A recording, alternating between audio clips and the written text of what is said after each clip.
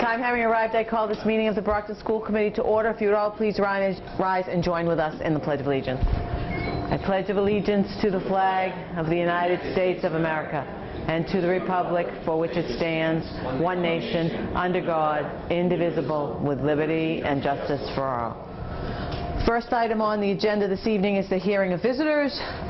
Even though I made a call out in the event that there was somebody here, no one has signed in, so we will move on to the next item on the agenda, which is the consent agenda.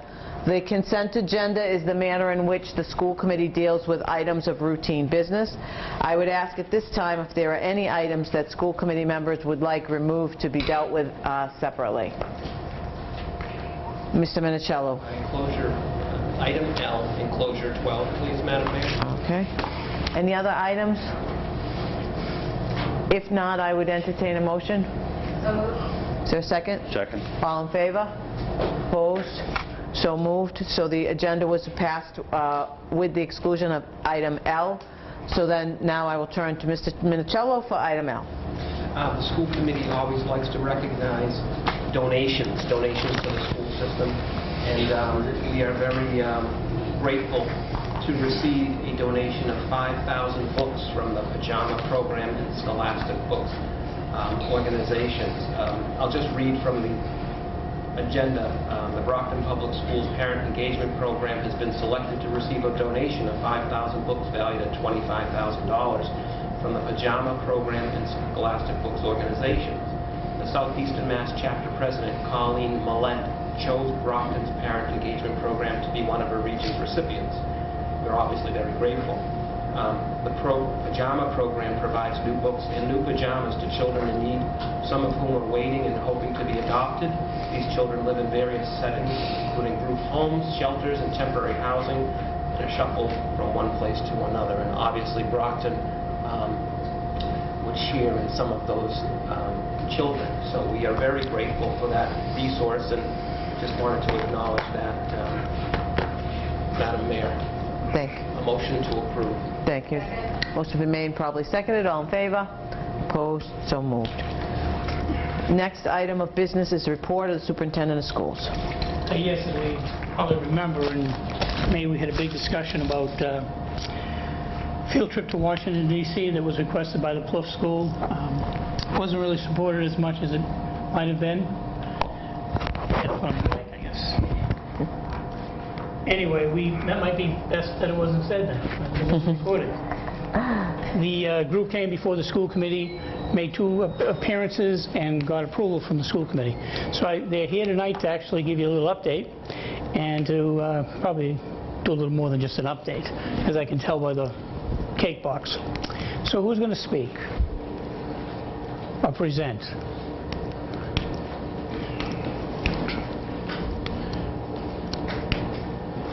When you come forward, please, give your name and what grade you teach.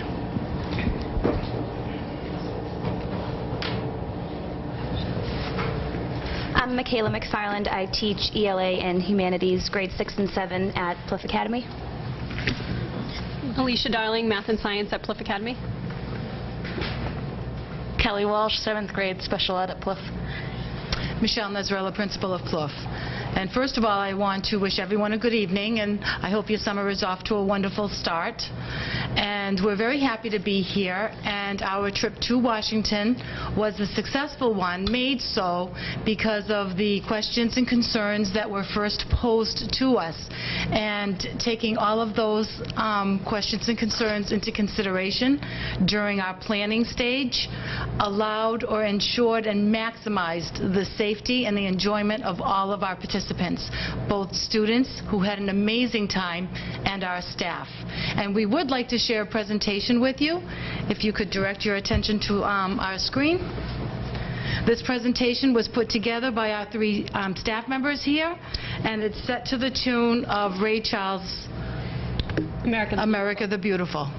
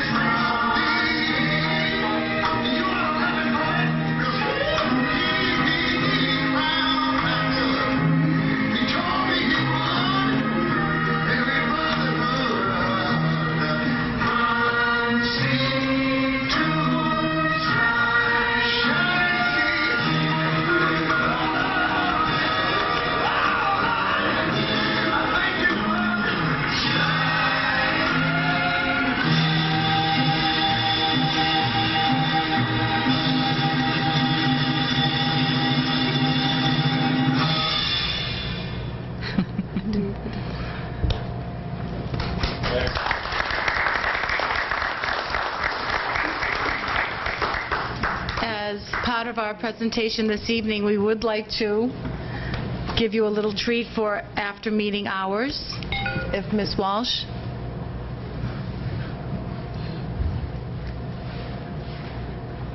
Just as a sweet token, a sweet remembrance of our trip.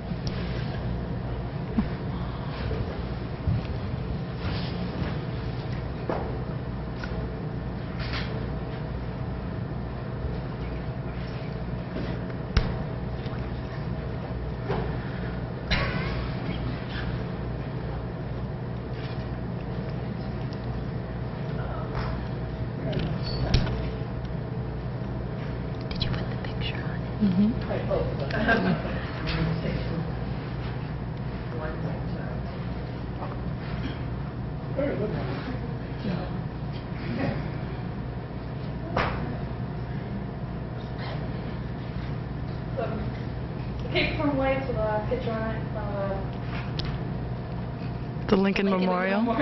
If you, Ms. Walsh, if you could just tip it a little bit so that people could see. There you go.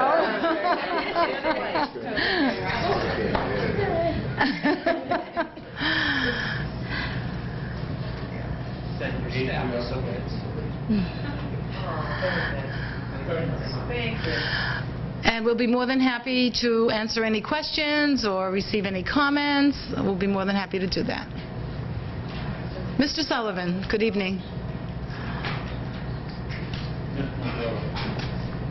I'm not sure if you remember 100% for that trip.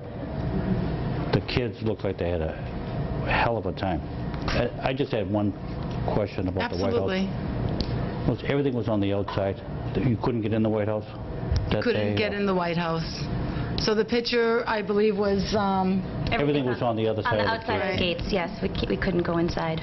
Now, what do you have to go back again? The tour guides we were with told us that they don't do large group tours through there anymore. So that was as close as we could get, unfortunately. I just wanted to say, the smiles on these kids' faces. And as you know, everything is free in Washington, D.C., except getting there. Right. And home. And home. But how else are we going to teach these kids what really happened, unless they go there and see it? Exactly. Exactly. It's such a significant part of our nation's dynamics, our history, the majesty and magnitude of Washington, D.C. should be appreciated by everyone who lives in this country. I totally agree. And I just wanted to commend you and your staff for coming up with the idea. Thank you. I have to credit Ms. McFarland, Ms. Walsh, and Ms. Dowling, who really pushed that idea onto us, which was, you know, a good one. It should be something year and year and every. We're planning on that. Thank you. We are planning on that. Okay. Mrs. Joyce, good evening. Good evening. That was a great presentation, and I really appreciate you sharing that with us. And I'm truly happy that, and very relieved that you had a great trip. You know, we are entrusted with children and other people's children, and I think it's very critical that we do our due diligence and that we ask the tough questions so we can ensure that our children have a memorable experience in a positive fashion, and not a memorable experience in a bad way. So just a couple of questions. I'm really happy that it went well. The tour company that you utilized, did you use them again? We would use them again. The tour guides were informative, they were engaging. I believe one tour guide actually off her hours enjoyed the group so much, said it was one of the best groups she's ever had the pleasure of touring with. Of course. I mean, seriously and completely. She came after her hours to the Smithsonian and took them around the Smithsonian. She was that impressed with the caliber and the character of the group. And I'm proud of that. How many students ended up going? I believe 70. We had 70 students. Okay. And how did that compare with your original projections on how many you were looking to have go? We were willing to take up to 90. Okay. So how did your fundraising efforts go? And would you make any changes next year on that account? I know that most of the students, their families helped out. They used the fundraising opportunities that were offered through World Strides and on the internet.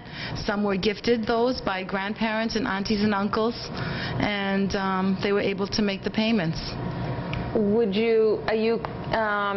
I don't know how far along you are in the process for next year, but will you be making any changes on that to open it up to other than asking for immediate family members, some other opportunities where they don't have to rely on family members? We certainly can look into available funding sources, including grants and including whatever's out there. Yeah. Any ideas would certainly be welcome. Well, you've learned a lot from this, I'm sure, and Absolutely. you probably have a little more time to plan for next year because you're already 80% there because of your experiences already. So maybe you can kind of work on the fundraising a little bit. I'd like to see those opportunities open up where they're not relying on just family. That would be great. As far as the itinerary, you mentioned that they weren't able to get into the White House. Was that a planned visit? Yes.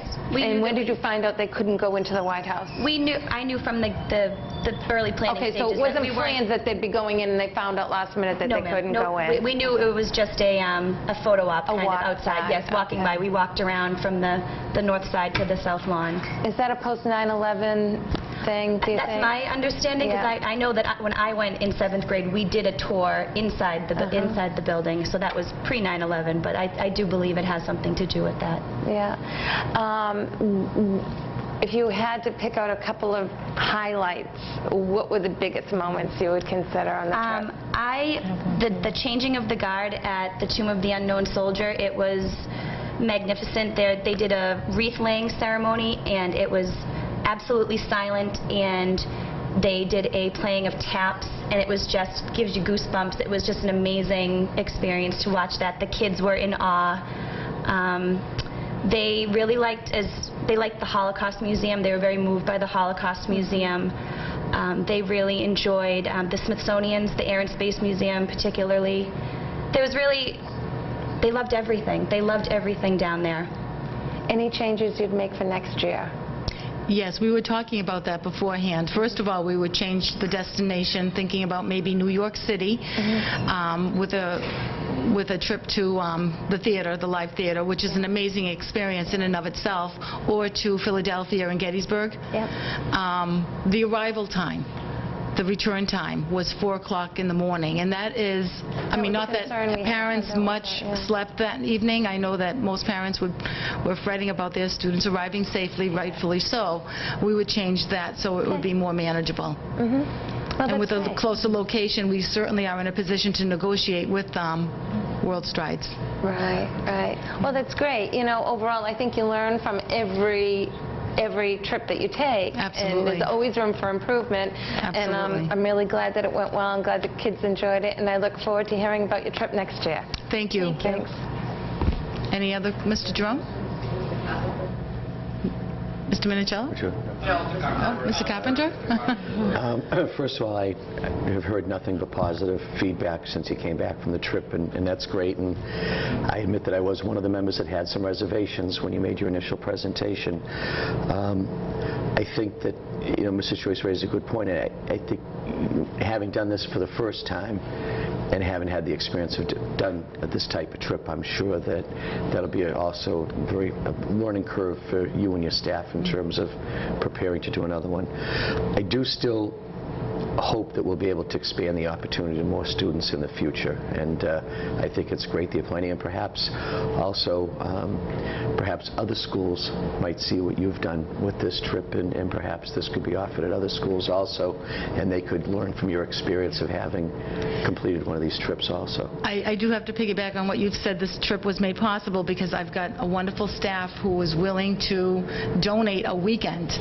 And yes, they did go to Washington, some of whom have never been there, but they were willing to spend all this time with our students, and I do commend them for their planning, for their active engagement, for their hands-on management. Everyone had a great time, so thank you. I appreciate that. I know you can see from the slides that it was a great experience for the young people who had the opportunity to go. Thank you. I want to thank your staff for doing a great job. I know firsthand how safe an environment it was. The kids had a wonderful fun time. They'll always remember I was there for the rest of their lives, you know, being with their classmates and going on a trip of that caliber. One thing I would suggest that you do is announce at the beginning of the year that you are planning a trip to the kids, you know, who are eligible. Sort of mirroring what Bill and Patty said. That way, it gives kids an early opportunity to start, you know, doing chores, saving money, asking family and friends, you know, when it's time for a birthday or time for Christmas or whatever holiday they celebrate. I'd like you to give me some money for my trip rather than, you know, a sweater or what have you. I mean, so that way kids are on notice early on that, you know, we are planning a trip. We might not know exactly right now where it's going to be, but it gives them ample opportunity to, you know, do things, try to raise money. Because, you know, like Bill said, the more kids that have the opportunity, the better. Yeah, it was wonderful. I know my son enjoyed it, and I was very pleased with all of the sort of safety nets that you guys had in place. I know that was paramount. I know that Miss N, you take care of those kids like they're your own. Thank you. And we appreciate that. Thank you. Thank you. Thank you for the Thank presentation. you, everyone. And also thank you for the postcards that the kids Oh, sent. did you get them Yeah, all? yeah, that was really a very nice touch, and Good. it was really great. Good, So, I'm glad you enjoyed them. Thank you. Have a good night.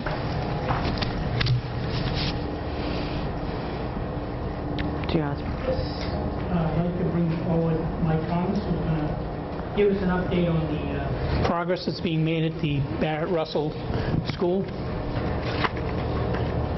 As you know, the school committee approved using the building next year as a kindergarten center or an early childhood center, and the building had been probably in mothballs for 5 to 6 years, I think.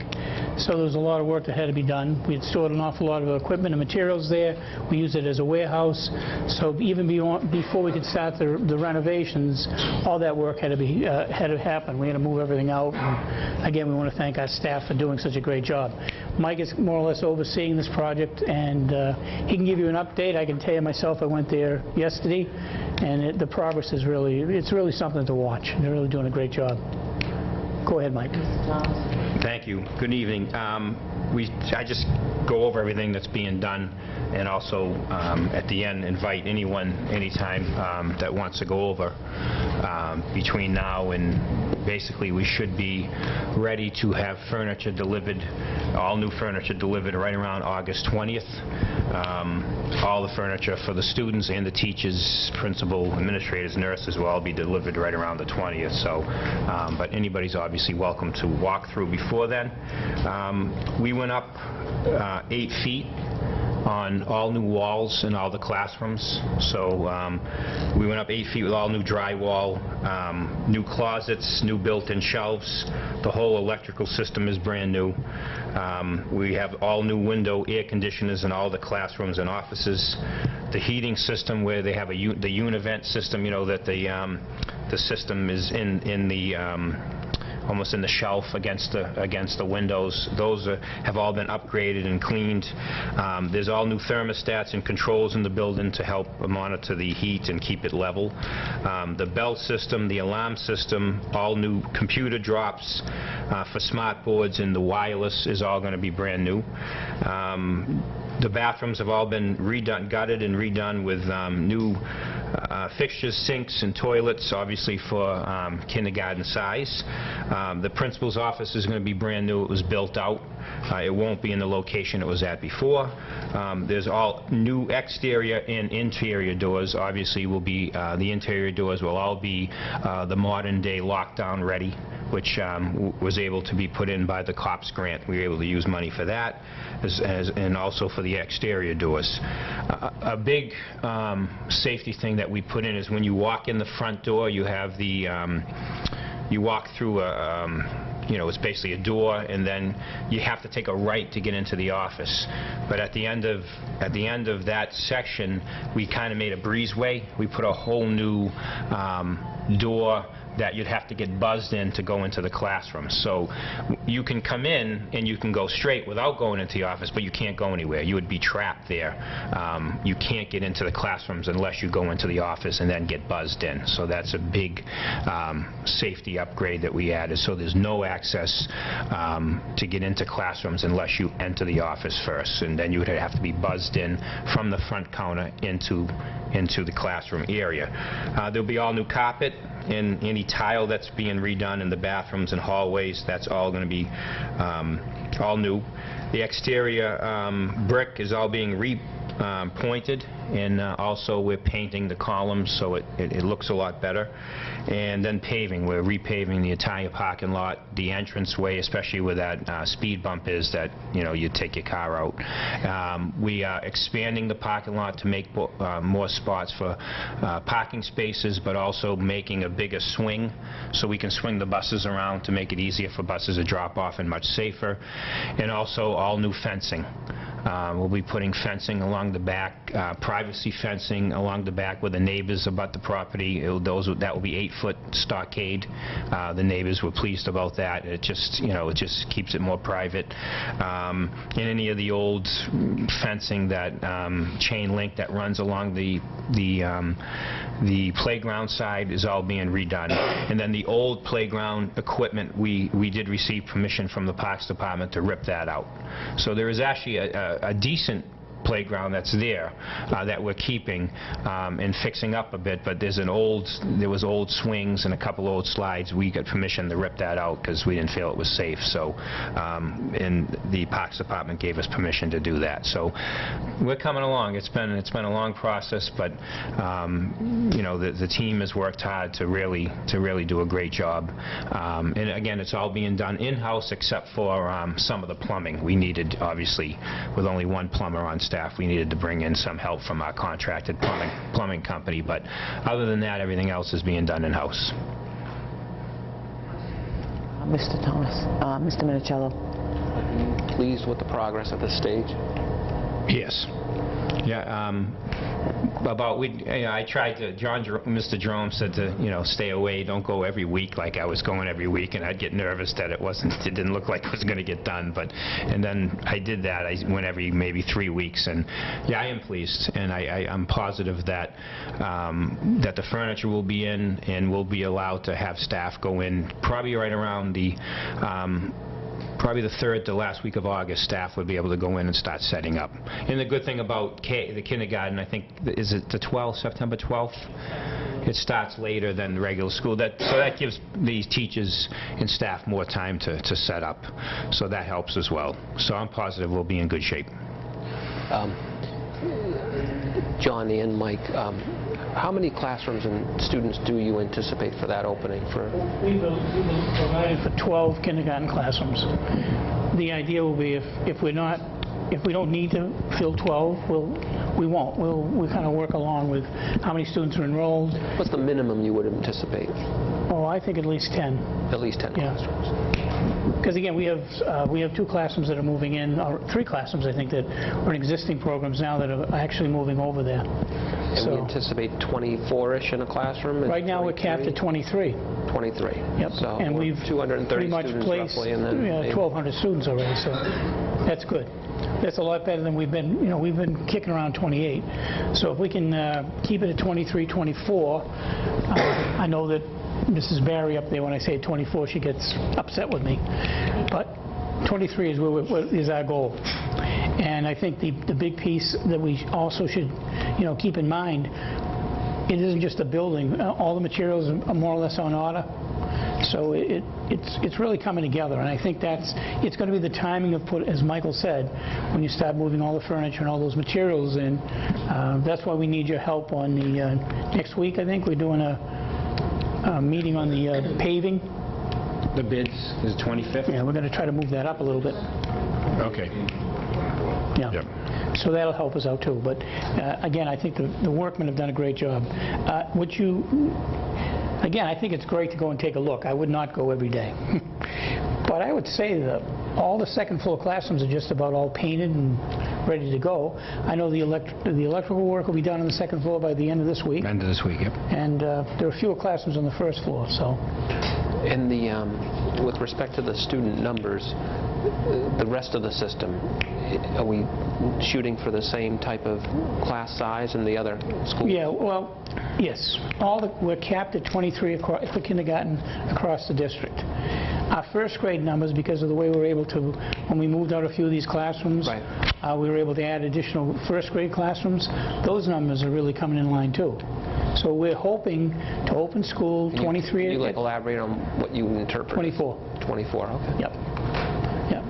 And that's a pretty stable number because we know who the first grade students are. There are some kids that come in, but it isn't I guess we anticipate 100 additional kindergarten students. We were pushing close to 30 last year, 28, 29 right. first grade. We had some schools that were up over 28. I'd like to thank you and your staff because the school committee basically did speak through our budget this year in terms of one of our goals was in those lower grades to lower the class sizes. It was something that obviously we recognize as an issue, so thank you for carrying out that sort of, I guess we'd call it a mandate. That and I think anybody who knows anything about early childhood education, you can't be successful with 28 students. You need to get those numbers as close to 20 as you can. So I appreciate, the support that the school committee. I know it's difficult sometimes to come up with additional funds. In this case, the issue was more about coming up with additional space. And when you start to look at what they're able to do today, that building has great bones. It's a well-built building, very solid. And I think that the work that's going on when you're inside there with the new carpets and everything, you're going to think it's not a 100-year-old school, maybe a 50-year-old school. And that's what we're looking to do. And again, Mike and the crew have done a great job, and that's important because I think they're all taking pride in what they're getting done. So it's always a good thing to see something come to fruition. Well, I think Mike's been taking notes from you with the old under-promise and over-deliver, right, Mike? Yes. It's a great line. You jotted that John Jeromeism down. So it works. Yes, it does. Well, thank you very much. It doesn't work if we tell everybody, though. Donegan. Thank you. Well, you had mentioned just now about the close to 20 as possible, and obviously it'd be optimum to get towards that number. What would the difference in the kindergarten numbers be if we did utilize those anticipated 2 additional classrooms? Well, we'll have 70 kindergarten classrooms next year. So if you wanted to bring it down, and you just brought on those 2, if we have 2 empty rooms, to get to 20, you could probably have an impact of maybe 30 classrooms, I would think. It all is going to depend on actually when the students start arriving, because we do have more or less a tradition here. Once people see the school buses running, there's a group of kids that end up at Parent Information Center to register, because they know something's going on. So that's our kindergarten push, and that is why if we, just I think economically, the best thing to do right now is not to go and fill that school with teachers if you don't have the students, because you'll have an imbalance then across the district. You could have 16 students at the Russell, 22, 23 at the Hancock and Kennedy. So we'll add those schools because the students enroll now who have no connection with the city. They're going to be assigned to the veteran school. I mean, that makes the most sense. They're new to the city, they get a great education there, but also it allows us to keep the numbers in the neighborhoods, capped at 23. Thank you. Thank you. Mrs. Sullivan? I was in school. I can't remember. Was there an elevator in that school? Yes, there is. And that's working fine now? Yeah, I want to thank the Board of Health, the the health department, the Jimmy Casseri's office, the building department, the Lieutenant Williams at the fire department, also BKA Architects, who basically walked us through all the way for the codes, the health codes, the building codes, checking the elevator. I mean, the best part of it is it was team effort. They came in and made sure that before one nail got pounded in, we made sure that everything was obviously by the book, and especially when you're opening it for kids. So everything's by the code, and all inspections have been done, and the final occupancy permit will be given by Mr. Casseri when we call him to come and inspect the building. But again, it's been the city departments have been a real big help helping us get this done. So the elevator, yes, it's in good shape. It was put in probably only about 15 years ago, so it works well, and it's fine. The other half of the question is, do you have a cost on what it costs It'll to do that school over? probably be close to about $500,000 when it's done, about $500,000. That will get it right where we probably predicted to come in at, about $500,000 to renovate and open the whole school. Would you agree, Mr. Thomas, that it's much less than building a brand new school?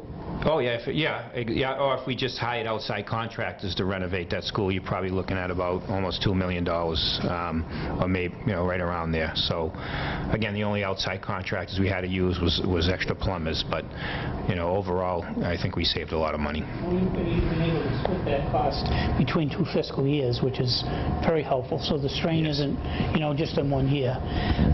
I want to add one thing. I don't know if anyone's been on Oakdale. The street, it's all repaved, sidewalks are all, it's like we planned this. So when you drive down there, you kind of think, well, this is really a nice entryway to the school. So again, I think that's probably, a key element that the city is actually contributing. That's a good thing. And Mike, one final comment, I guess we would call it, not even a question. I'm not sure whose idea it was to open up the B.B. Russell again, whether it was the school committee, whether it was yours or John Jerome. But I just would like to thank whoever it was who came up with that idea. You're welcome. I think it was. I guess it was you, Tom. I think it was Mr. Minicello. But it was just a fabulous, fabulous idea. And you too, Mr. Cavanaugh. Thank you. What do they say about the mother of invention? And thanks to the mayor for the extra money. That's right. Thank you, thank you, thank you. Mrs. Joyce. Thanks for the update, Mike. I'm really excited about the opening. Are there any plans to give parents an opportunity to tour the school, see the school prior to choosing that school for their children? Because I think seeing is believing, and I know many people have seen the school when it's been unoccupied and it's been kind of run down, but to see all the improvements and to see the potential for what the children will be learning and the environment they'll be learning in, I think would be a positive thing if we can swing it before the beginning of school. Yeah, Mrs. Barry has been leading that. Principal interviews Thursday in 2 days, and that will be the first thing that we talk about once we have someone appointed. But absolutely getting parents in, getting teachers in as soon as possible.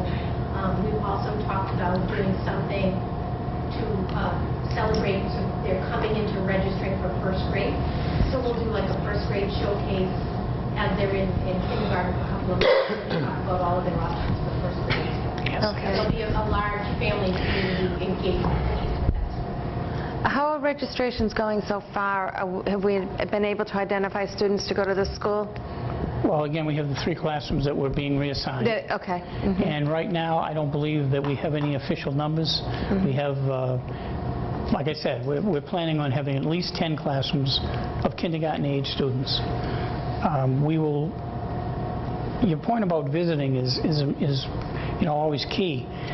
But like I said earlier, a lot of these students, this will be their only choice because this is their first time in Brockton. This is where we have space, and we want to maintain the integrity of 23 classrooms across the students across each classroom and kindergarten level. I can tell you right now, we have over 1,200 students registered, which is about 150 more students that we had registered last year. But we've done a much better job getting out into the public. You know, we visited self-help. We've done a lot of these, you know, quick studies where people can actually come in and register there. So I think we're just a little better organized on that. We do always have this push, you know, the end of August, where we probably will pick up additional students that we haven't really, you know, identified. We really, you know, we know we're going to have 1,500 students.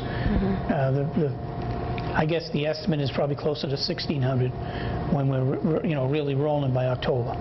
Well, you've identified 10 classrooms tonight, but I know that we've been kind of batting around between 12 and 14 classroom potential space. What's the number of classrooms? There are the at least 12 available, and we could make it to 14. So you could make it 14. Okay. We're trying to hold off, as part of the, which did pass, the budget that Governor Patrick put through. There is now a way of getting reimbursed for preschool.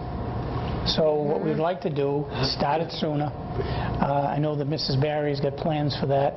She has one classroom there that she's promising me that, you know, I'm not going to have any shot of using because everything is going to work out. And I think we have another one going on at the Gilmore. We have a couple now. So this will give us an opportunity to, you know, to let students come into the system sooner. And that's one of the school committee's goals, is to expand our preschool offerings in conjunction with backing off our start age time, without those kids being left out of the system. Because if you don't, you lose the funding that each one of those students will bring. And they really, just because they're not, you know, by September, if they haven't reached the age we want, there should be some type of placement for these students, because, you know, the sooner we get to work with them, the better it is for everybody. Absolutely. And that will reduce your kindergarten numbers too, because it should start to balance out. You'll be able to bring some of those kids into a preschool situation instead of a kindergarten situation. Absolutely. As far as adding those classrooms, we have 10 that we've identified. We have teachers for those classrooms. We find that we need 12 classrooms. What will be the plan on hiring those teachers? How will that impact our budget? Well, no, we have 14 positions dedicated to the Russell School. So we will not use all 14 unless we need to. And we'll play that by ear. We'll fill classroom by classroom. And, you know, we have plenty of candidates for early childhood. Great. Good, strong candidates. That's good. It's nice to be able to have those people available to just put into place as we need them. Year 2 plan, as we have all these additional classrooms for kindergarten, but these students will become first graders next year. The following year, and I know we really haven't talked about it much, but have you started to think about what you'd like to present for Year 2 plan on where these students are going and how they'll impact the population in the in the other schools? Well, I think what you're going to get a push on grades 2 and 3 after next year. Your numbers are going to go up because you have fewer second grade classrooms than you do first grade classrooms across the district. You know, you start to cut back maybe 2 or 3 classrooms for a grade level. So that eventually has a bigger impact as you move to grade 5, but it'll start in grade 2. Right now you don't have any space to do anything else. That's why I think, you know, we need to, again, I won't be here, but someone needs to take a look at, you know, where we can place some of these programs. You know, and maybe one of the situations, you know, that you can consider is what the real use of the old Brockton High School Keith Center can be. Because we've done, I think everyone's going to be really not surprised, but pleased with the way the Russell is going to turn out. It might provide you an opportunity to think about some other building that's closed. And again, if you just push, you know, maybe one of the alternative programs into one of those smaller, older buildings, that would open up some space at the Keith Center. But again, that's it's a short-term plan that has to happen because down the road it looks like you keep growing 100 students every year in kindergarten. You know, after 5 years, that's a school. Right. Right, and I think we're very fortunate that we had the B.B. Russell to utilize on such a short-term notice like this. But working with the new superintendent and developing that short-term, medium-term, long-term, growth plan and our facilities plan is going to be critical going forward. But I think we're very fortunate that we were able to do this, that we had the people in place that were able to help make it happen, and that we could do it within our budget, and that's huge. And I'm thrilled that we were able to get our numbers down in our classrooms in our primary grades. That's really big. That's a big difference in that classroom to go from 28, 29 students to 23. That's going to make a huge impact on those kids. So that's, to me, that's the biggest thing that happened out of this, and I'm really pleased. And I can't wait to go see the school. I was there when it was our alternative school, and I loved the school then. Even the exterior was, a little shady, but once you got in that school, it was a beautiful school, and I'm really looking forward to, seeing the grounds improved, seeing the play structures improved, seeing the fencing up, and especially the paving, and improving the turnaround for the buses and things. And I think those things are going to make a big difference, and I think we're going to end up with a really nice school. So thank you for all your hard work, Mike. Thanks. It's well appreciated. Thanks. Thank you. Any other questions for Mr. Thomas? Mr. Carpenter? I agree that the news on the class size is absolutely the best news about it, because we have been talking for the last 2 years about kindergarten and first grade class size. And Mr. Jerome, if you even make 24, not 23, that is a dramatic improvement over 20. But it won't be good enough for Mrs. Barry. But I think it'll be good enough for the school committee this year, because I visited a few of those kindergarten classrooms with 28 students in them last year, and I think that the staff really had their hands full trying to teach to a group of 5-year-olds that large.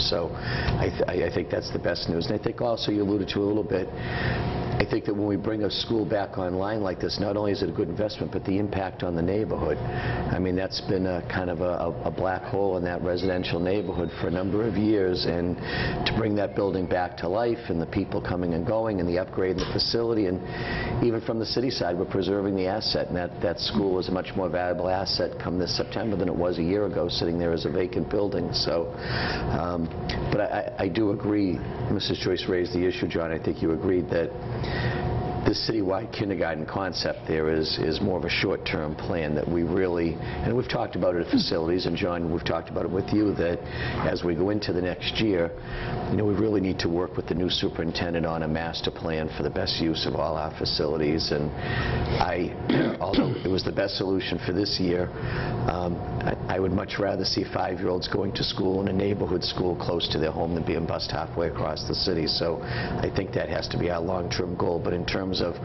what we could make happen on a timetable for this year to solve class size, this was the best option we had, and I'm glad that it sounds like it's going well. And I know that Mike, for you and Ken and all your people over there, I know they're doing a great job to get this thing delivered on time and on budget. Thank you. Thank you. Mr. Sullivan and I, we walked through the place last winter, and when I came up with some figures, and I'm glad to see that we're hitting that mark. I went through the place 2 weeks ago, and I was simply flabbergasted at the amount of work that was done. And I love those half walls. That's smart. That makes the electrical work go so quick. I'm just impressed with the craftsmen. They're doing a great job. It's a real collaborative effort. Thank you. Thanks. Any other questions for Mr. Thomas? Thank you, Mr. Thomas. We know you've had just such a relaxing summer, but thank you for your hard work. Thank you. Next on the agenda is items to refer to subcommittee. Are there any items the superintendent or members of the school committee wish to have referred to subcommittee? We need to have a finance subcommittee meeting with respect to non-union personnel. So I was discussing this with John, and we were thinking about 6 o'clock prior to the next school committee meeting on the 13th. He thinks that that would be adequate time, and I figured that way we can combine a meeting with a meeting. And then the other thing to think about, we don't have to make a decision tonight. So do I have consensus that that would work for people? 6 o'clock?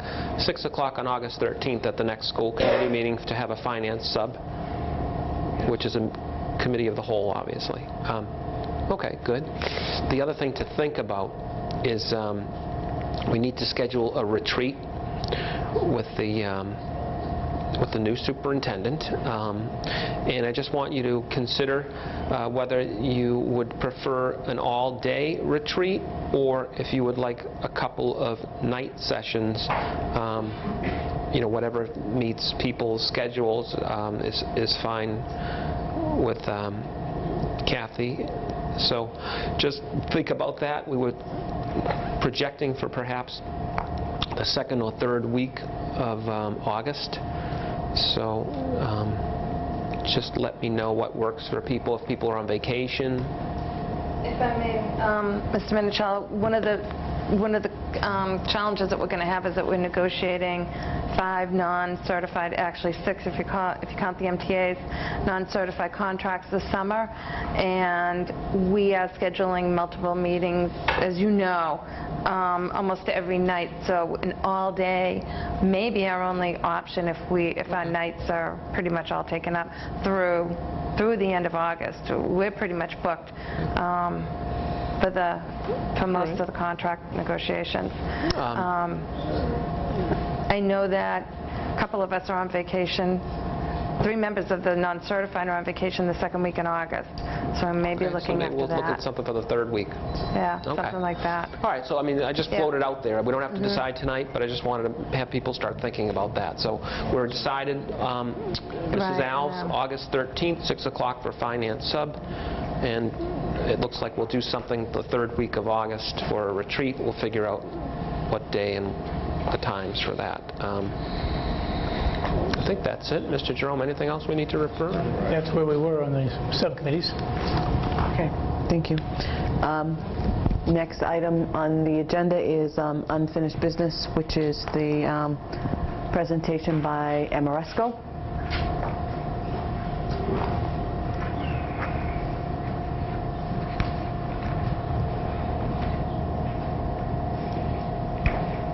Is there a visual presentation?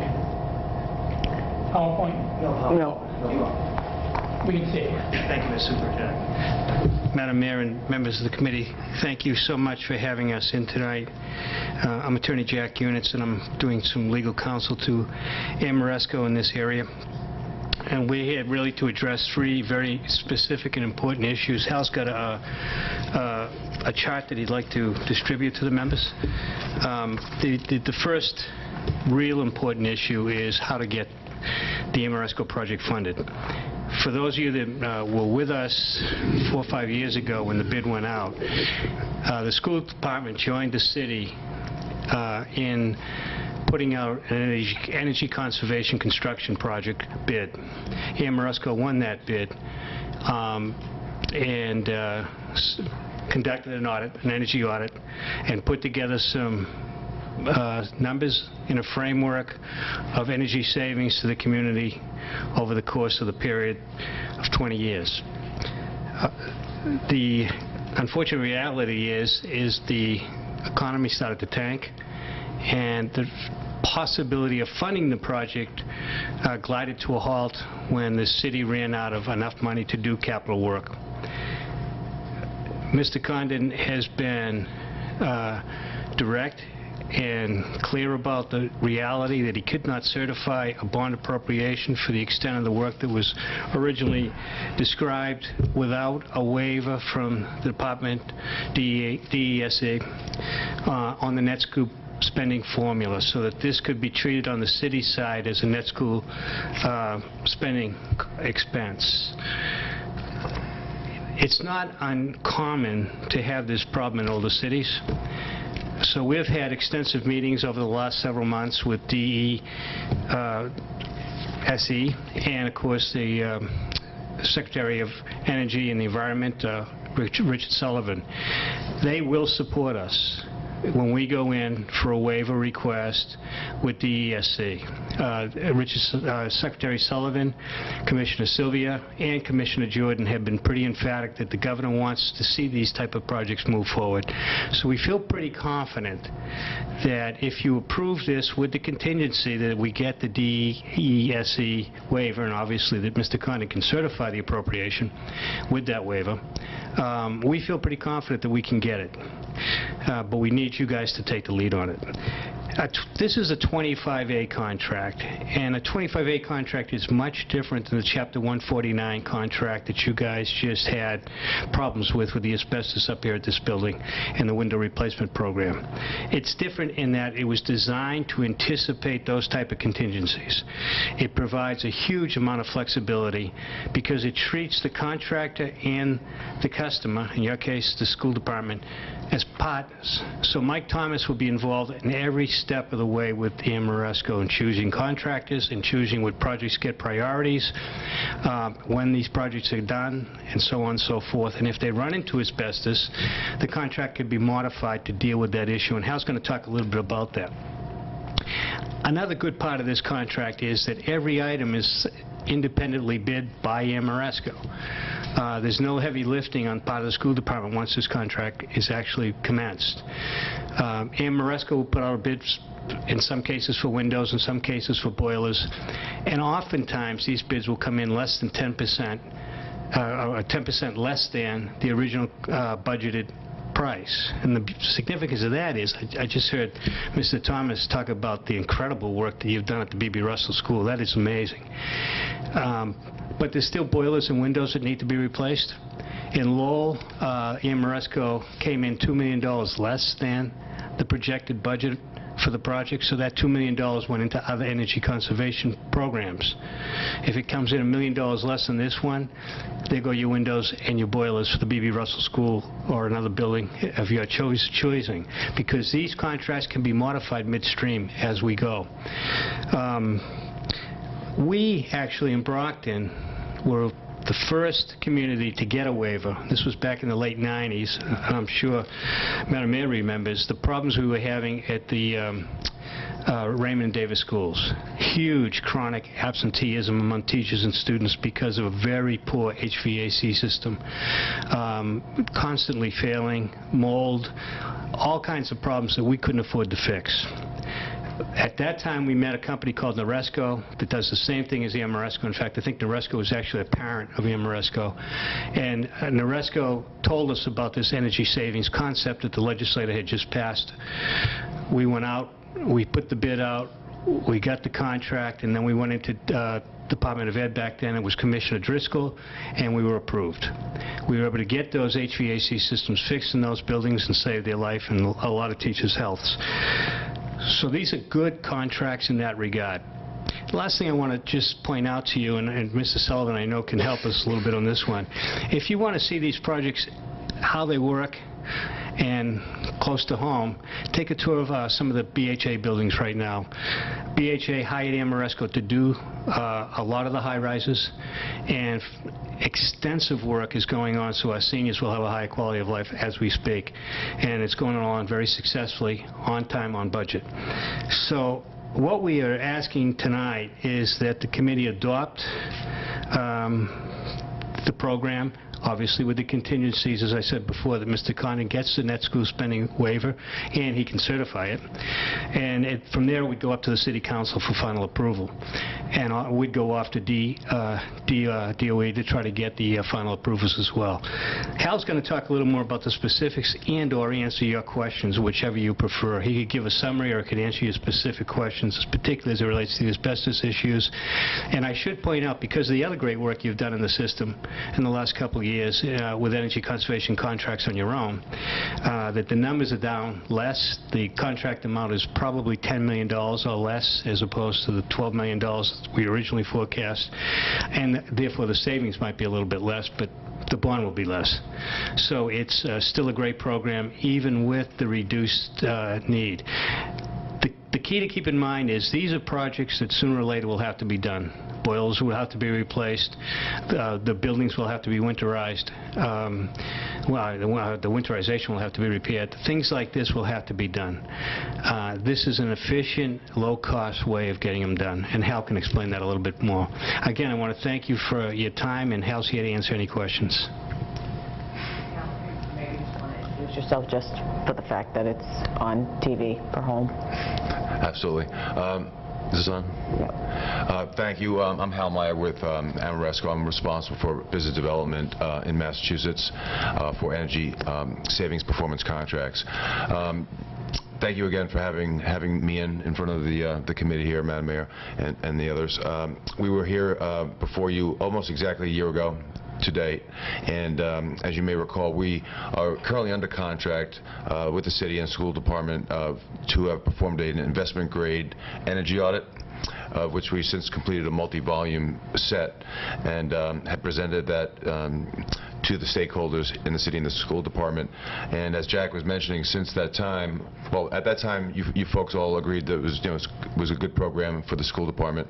And when I keep mentioning the city, part of the program will include the city buildings as well. But it's not. Since then, you all approved the project, so to speak. We ran into a financing and/or net school spending issue where that was going to affect the reimbursement to the school department. And since then, we've been seeking ways to overcome that, as Jack was explaining. But in the meantime, the project is it's a very, very robust project, not just aimed at energy conservation, but as Jack pointed out, it's our task at hand every day of the week to find as much energy waste, energy equity, we call it, as we can, so that we can use that energy equity to pay for other items that really need to be done. As Jack mentioned, Mike Thomas has done a great job in taking advantage of a special once-in-a-lifetime program to the Department of Energy Resources with basically free bulbs for all the schools. So lighting is a key component in offsetting other high payback measures such as boilers and windows and the like. However, we will, with your approval, re-audit the schools to see what lighting was done, what was not done. But even if it was all done, the project is still very robust, as I said, and self-funding at that. So it can continue without the lighting component. So I gave you all these this quick handout here. This is a handout that we used recently with the facilities subcommittee, and made a presentation to them in light of an asbestos issue that had surfaced on another project. And I just thought I'd present it to the full committee tonight. We can go down this whole list to show how great the program is for the school department. But I think Jack did a great job in explaining all the features and benefits and how it will benefit the school department. I think if I could interchange some questions and/or comments, I think that might work best. If I could just start before the questions begin. I had an opportunity today to speak with Mr. Condon, and he's here. I would respectfully suggest that rather than approval tonight, that after some discussion that it go to a subcommittee for some details. There are some real concerns on the city side in terms of the DSE funding and waiver. Mm-hmm. There are considerable concerns about the asbestos, but the climate, financial climate in the city has changed considerably in the year's time for a couple of reasons. One, because we did do that green building project, so there is a considerable amount of debt that the city has taken on that they had not taken on at that time. So there's a great concern about the debt and the amount of debt that the city can now take on again and have that interest payment. And I think to have one conversation here and then not to include that other part is unfair. So I think there has to be an opportunity, because I'm sure that there are some school committee members that might not even be aware that some of these are issues and concerns. So for them to take a vote without having the full advantage of the whole picture is really unfair. And I'm not looking to to delay anything, but I think that a real conversation amongst the city financial folks, the school department financial folks, along with some members of one of the school committees, and my guess would be it would be facilities. But I think that in order to get some of these concerns addressed and to have some real discussion, that has to take place. So while, again, as I say, I'm not trying to delay this or anything like that, I just think that there has to be some real understanding, because the bottom line is, you know, to go forward with this, you know, Mr. Condon has to certify it, and he has to feel comfortable with it. And I'm sure you're all well aware of the climate and the discussions that have been going on in the city, and I understand that this is a cost savings mechanism, but we can't, some of that cost savings will not help us address the interest payments. That would be on the city side of the budget, not the school department side of the budget. At least that's my understanding. I hope I have that right. Mr. Condon, do I have that right? Yeah. Yeah. So there is going to be some burden on the municipal side, just as there was with the green building program. And in order for Mr. Condon to be able to certify that, we've got to be comfortable with that.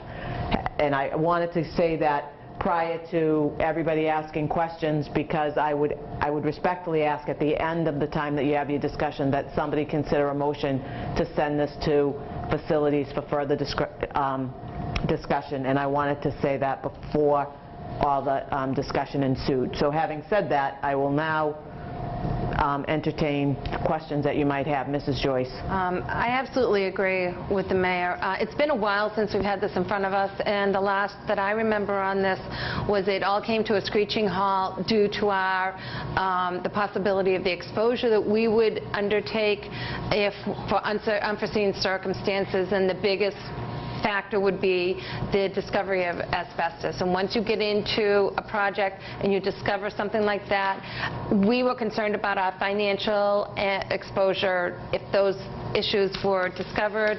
And the language in the contract we felt very uncomfortable with. So the last that I had taken away from this was that until that language changed significantly, that we could not open ourselves up to that exposure.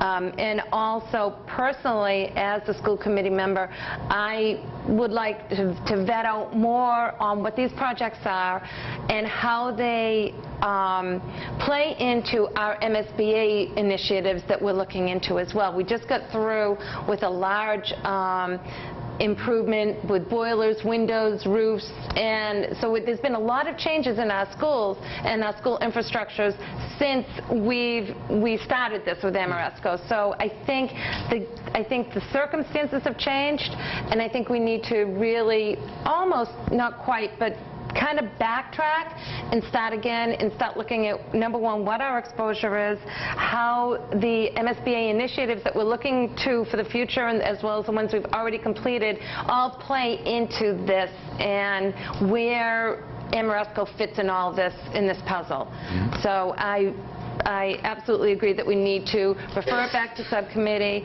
start looking and look at this all new, and with this Chapter 25A now as a possible way for us to be able to be granted a waiver, and how that impacts us. And it's still, I'm really nervous about our exposure, and I want to make sure that we are protected. Mm-hmm. You know, and that's a very legitimate concern, and we did meet with Phil Mazzarella on the contract issues to talk about the legal language, and there's nothing that anybody can do to guarantee that what's behind the walls will never come back to bite you. We can't do it. I don't think there's language that can do it. It just means an infinite amount of money. But I can tell you that what's different about this in the Chapter 149 contract, the 149 contract is a bid for goods and services, and you got to stick to it. If you run into asbestos, you got to fix it at the same price, right, or you got to pick up the tab. In this particular case, if we already know there's asbestos in some of the boiler rooms, that sooner or later you're going to have to address. Mm-hmm. But they've built that into the contract. And they've set $1 million contingency aside, which if they don't need it, goes back to new additions to this particular project. But these are things that we can explain to facilities at that meeting. We have no problem with the mayor's request. We want to keep this thing moving, and I should point out they do run into asbestos quite a bit. They do know how to handle these kind of issues, unlike a Chapter 149 contract, because they can amend a Chapter 25A contract and adjust it out or adjust the numbers and fix the problem or cap it and not touch it. So it doesn't come back to bite you. But there's no language we can give you that can guarantee it. There's no promises that Then are I look certain. forward to vetting that out in subcommittee. And these are some with the engineers. Really have those tough discussions and conversations and really dedicate the time to it. Yep. And it'll give us a little more time to continue to work with DSE and try to get that waiver for Jay. Okay, good. Which will make him feel a little more confident. Well, thank you for your presentation and your update. Thank you. Okay, Attorney Units, how are you? Good. I take it you are representing Amoresco? Yes. Just for the benefit of the... Okay, so I too think that it would make sense to refer this to subcommittee, but I ask, Your Honor, if you'd consider Finance Subcommittee to give more members of the committee an opportunity to sit in those meetings and consider it. I'm open to any, whichever committee members feel more comfortable with. All members are invited to all subcommittees, so, okay. you know. So we do facilities and then just notify. How about if we do this? Because it is involving facilities. We do facilities, but we ask that all committee members be notified for this particular one and given the opportunity to ask questions if possible. So one of the things I thought that might be helpful, just hearing some of the concerns, was what other municipalities in Massachusetts who've taken advantage of this program, what kinds of, for example, asbestos issues, other unforeseen things that these contingency provisions are built in, how did they sort of overcome those things, in what kinds of good fortune did they have with those provisional funds, or bad fortune, so that we could sort of, I don't know if something was done in New Bedford or Quincy or one of those other like systems. That's a great point. We were in Lowell, Lawrence, in Fall River now, in Revere, and we've run into problems like this, which is why Secretary Sullivan, obviously as the Energy Secretary of Massachusetts, he wants to see energy conservation projects go forward, especially in cities where the state is funding 80% of the budget. We have that. We can give you examples at the facilities or the Finance Committee, whichever you elect to send us to, that would show you how we've dealt with these kind of issues in other communities. And it's complex. It really is a complex project, so we have no problem. Well, you're our partners in this. We have no problem coming to meetings and trying to answer these questions. We want everybody in this room to feel comfortable with it. And we especially want Mr. Conlon to feel comfortable that we've solved all the issues before we can go to the City Council and get a final approval. For whatever it's worth to the Secretary, we appreciate that if the state funds, we're all taxpayers too. Yeah. But we still have to put up our 20%. Right. And we want to make sure that we do it well. So. Thank you. Mr. Sullivan. Yes, I would just like to say, I have been involved with the Amoresco actually twice now. Once at Bel-Air Towers, where all the doors were replaced, which happened to be 202 doors and over 400 windows. No asbestos, there was nothing ran into. And the cost was our savings. In other words, the estimated savings on the fuel and electricity, that's what our payment is. It didn't cost us anything. So they went forward, and they're doing the Camp Willow high-rise right now, which happens to be over 400 doors and over 800 windows. So there's two buildings down there. I'm guessing that's going to be the same thing. No asbestos has been reported anywhere. The cost of these doors and windows are our savings. And I am happy as a clam, for one, about Amoresco. and I would support it 100%. The people have to realize that this is tax dollars being saved by using Amoresco. And I'd just like to thank both of you, Jack and Hal. A real nice job. Thank you. Thank you. Mr. Healy. The audit that you folks performed, what was the total cost of that again? For the city and the school department? Yeah, both together, yeah. $14 million. No, I'm not talking about the cost of the entire project, the cost to do the audit. Oh, there's no cost. There's an exit fee if you folks decide not to proceed. Yeah, all right, well, what is that? It was somewhere south of a mill anyways, right? No, yeah. It might be 150,000 or something like that. Yeah, okay, all right, yeah. So if you were to re-audit after the work that Mike's guys did with the lighting, the bulb replacement and so forth, would that change that number? Oh, no, absolutely not. Okay, that's good to know.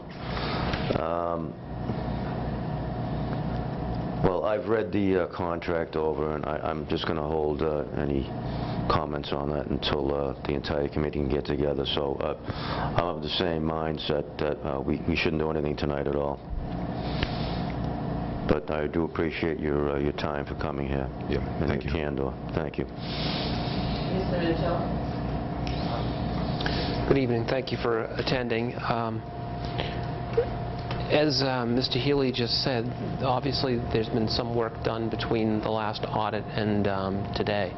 So what I would suggest we receive at the next meeting is an amended proposal or scope based on, the new set of circumstances that exist and how that factors into, obviously, the cost. The figure here, the $10,338,938 after, I guess, the estimated utility rebates, is that the school side or is that the city side? What does that represent? That's the school side, simply. So that's the school side. And then the proposal is for a 20-year financing plan? Yes, that's the term allowable by law, by Chapter 25A. Okay, and then do we have the monthly payments for that? It's in the investment grade audit in a pro forma, but I can get you that separately. That? Yeah. Have your subcommittee received that? Who's received that, I guess? It was delivered to the city and the school department. I thought I'd given copies in the past of the facilities. We can certainly get copies to every member. I guess what I'm going to want to obviously see at that next meeting is, what the financing is. I see the guaranteed cost savings for 1 year. Mr. Sullivan's telling us that the, for his project, the cost savings amounted to the, the cost of the work. So it was a wash, but naturally you have to replace these things. So, it's not really a net gain, but you're replacing and getting new structures in place that need to be repaired. So I guess I'm going to want to see, what the financing term's going to be, the amounts of financing, the estimated cost savings for that 20-year projection, and then obviously a 20-year payment plan is going to require, a commitment of our budget for 20 years, correct? Utility budget, right. You basically, not your capital budget, but your operating budget would need to be frozen at that point in time. All right, so yeah, we're just going to need to see how that would impact us based on the new figures and revisions, and then we'll have an opportunity to discuss the other issues that exist with respect to the potential hazards that may come into play. The work that's been done with respect to boilers and windows that were recently done, is that part of the old proposal, or was that already taken into account? That's already been taken into account. Okay. All right, fair enough. So, yeah, if we could see basically the the proposed note, the proposed savings, the amended scope of the project, and then we'll have discussions, obviously, with the city side in terms of what DESE will allow and whether or not it's in the best interest of the schools and the city. I mean, if it makes fiscal sense, we're obviously open to it. if it doesn't, then we're not. I mean, it's as simple as that. You know, we're going to do what makes fiscal sense with respect to the budget and the city, and if we have to replace this, I mean, it's inevitable that you have to replace these things. So, you know, if it's going to amount to a cost savings and a net win, then, you know, we'll ease into it, but we're going to have to ease into it with open eyes and make sure we're aware of what we're getting into in terms of potential hazards that we might have to face, so to speak. So, thank you, and I appreciate you coming in. Thank you. And so we'll upgrade those numbers, and we'll give you some test cases of places where we've run into asbestos and so on and so forth. Definitely want us to guarantee cost savings of what we're projected over, you know, the amount of our financing, which would be 20 years. So that way we'll see what the net savings is, or the net wash, or what have you. So. Thank you, Mr. Minichiello. Mr. Carpenter. First, I think I'm probably agreeing with all my colleagues here. I have no problem honoring the mayor's request that we meet with the CFO prior to making any decisions. I think it would be irresponsible for us not to listen to what the CFO has to say before we make any decisions. So I'm certainly in agreement with everyone on that. Regarding the issue that Patty brought up previously with the contract language regarding discovering a condition like asbestos that adds to the cost of the project.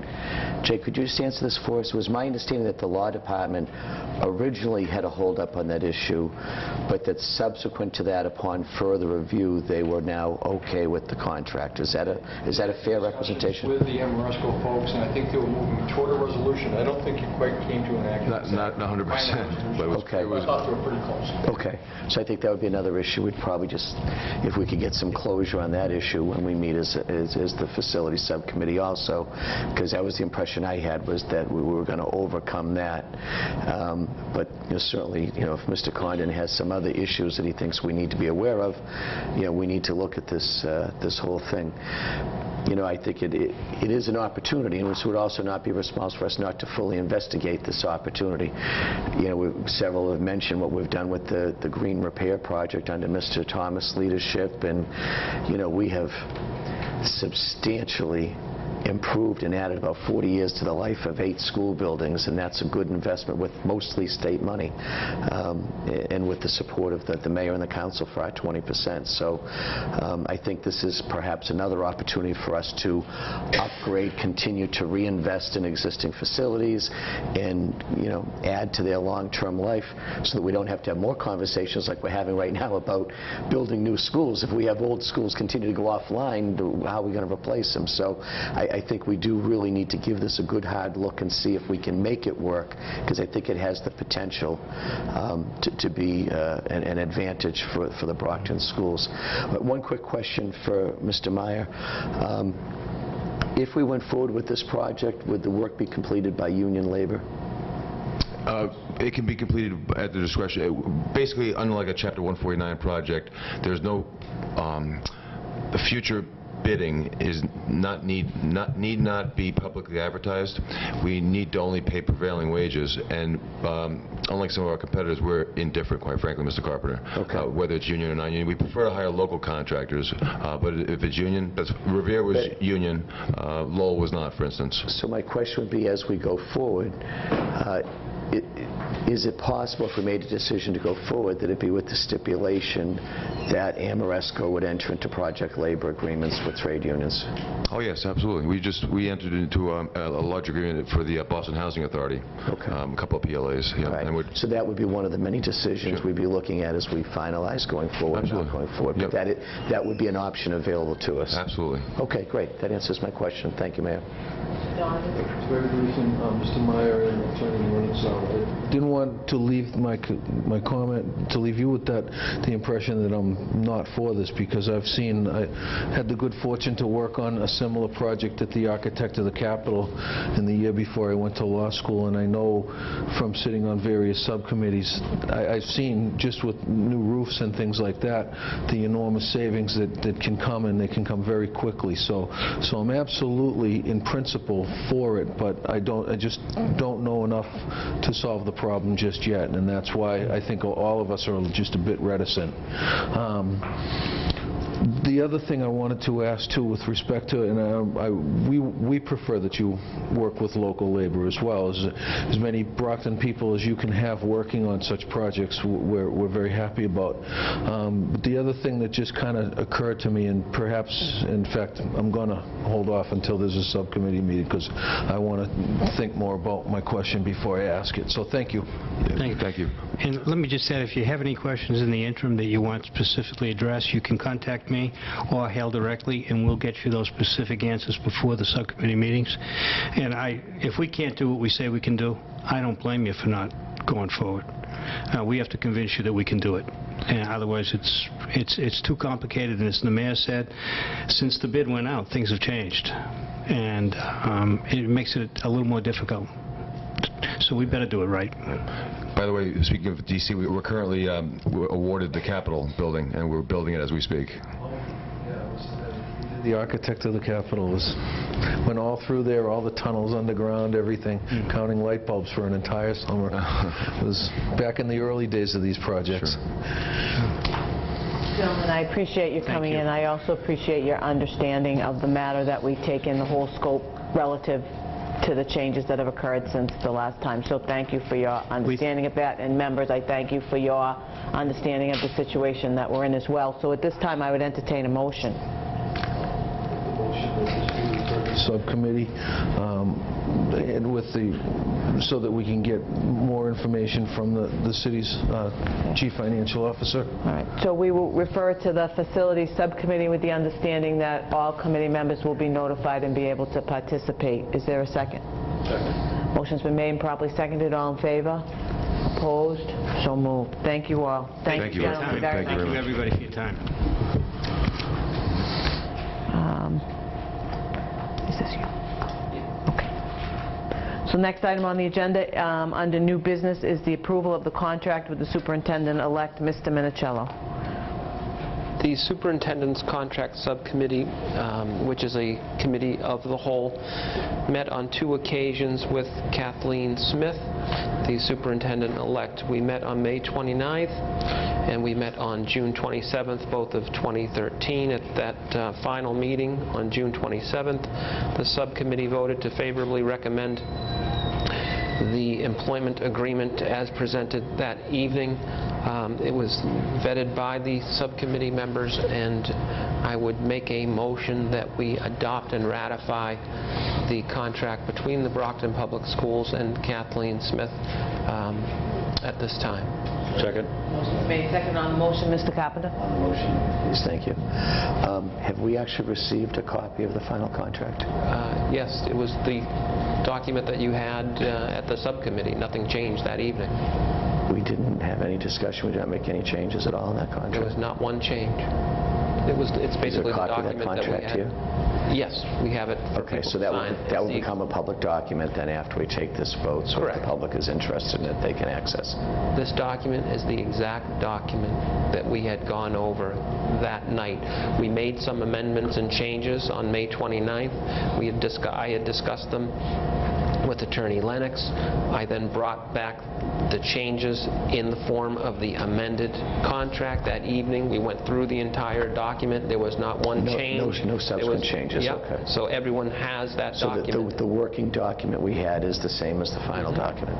Okay, I just wanted to clarify that, and the fact that that does now become a public document if and when we approve this momentarily. Correct. Okay, thank you. A motion has been made and properly seconded. All in favor?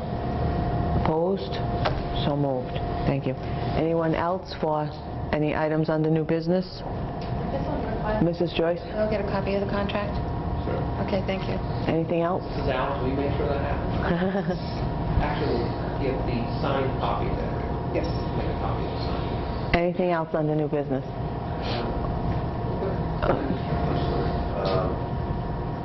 This is directed towards Aldo, Madam Chair. Did you bring copies of that contract, the Amoresco? Yes, I do. We're all going to receive one this evening? Yes, the original contract. Fine, yeah. Well, it has the verbiage in it that we all need to look at. All right, thank you. Thank you, Ms. Healy. Mr. Minichiello? 2 things. As you can see, Mr. Robinson is not here tonight. Mr. Robinson had a planned vacation and is in Africa. So he is going to, he's also doing sort of working this as a student education program. So he's going to come back and he's going to educate us on what he observed and what he participated in with respect to students in Africa, and he's going to work with some of the students in Brockton and have interaction between the two. So we hope that he and his wife Kayla are safe and having fun in Africa. One last thing, I would like to congratulate and welcome Sharon Wolder, who is present, as our new principal of Brockton High School.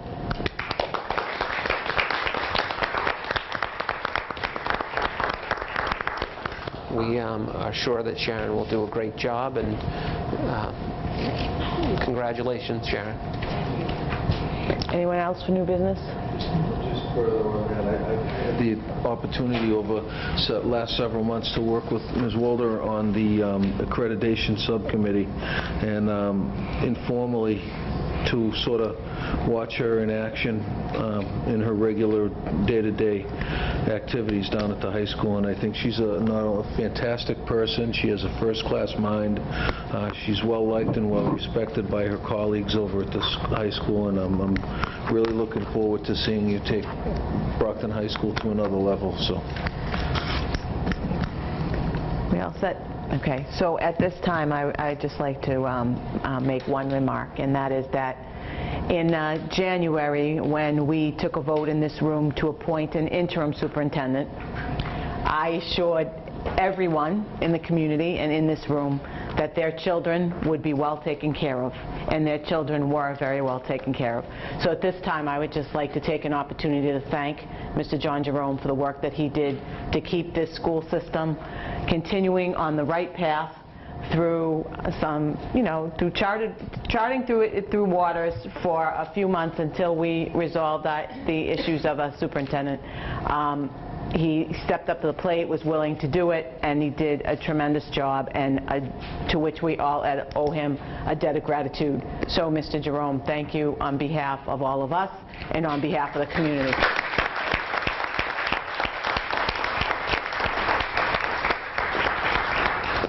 And if there, Mr. Stone. That having been said, that doesn't mean we expect you to go in. Oh, no, he's not going anywhere. I just, well, this is just his last official meeting, so I just want to make sure that he gets recognized for the work that he did, because we are all very grateful. And with that, I would entertain a motion. Second? Motion's been made, seconded to adjourn. All in favor? Opposed? So moved. This meeting's adjourned.